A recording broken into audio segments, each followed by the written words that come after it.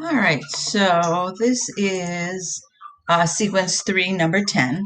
Sonia has 55 blocks, so right there, that is the sum of her blocks, so the sum is equal to 55. She decides to stack up all the blocks so that each row has one less block than the row below.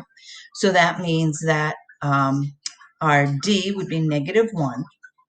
She wants to end up with just one block on the top, so the last row would be 1, so AN is 1. How many should she put in the bottom row? So they're asking you, what is A1? So I wrote down all the variables. I want to solve for A1, but I also don't know what A is. All right, so they talk about the sum, so let's start with that equation and see where that takes us. So let's just fill in what we know. I know the sum is 55. I don't know N, so I'll have to keep that N. I don't know A1, so I have to keep that A1, but I know that AN is 1. All right, well, that's great, but I have one equation and two variables, so I can't really do much with that. So let's kind of jump over to the other equation, AN equals A1 plus D times N minus 1. So AN I know is 1. A1 I still don't know. D I know is -1, and I still don't know N.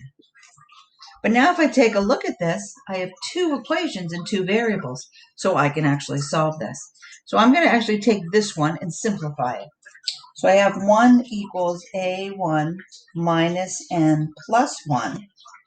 If I subtract 1 from both sides, I'm going to get 0 equals A1 minus N, which means that N equals, A1 equals N.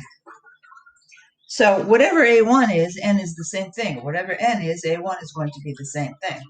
So now I'm going to take this information and substitute it into this equation.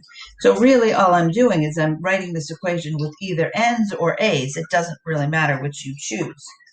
So 55 equals N over 2 times N plus 1. So I just said, instead of saying A1, I said N because they equal each other. I'll move this down a little bit.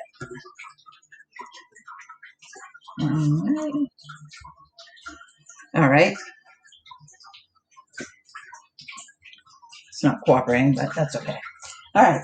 So now I can go ahead and say, I'm going to multiply by 2 to get rid of the 55.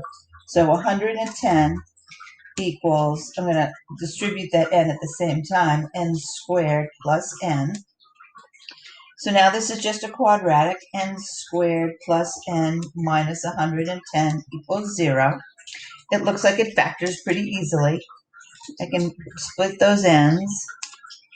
And it looks like 10 and 11 will get me 110, but will get me a 1. This is positive and this is negative, which means n equals 10 or n equals -11.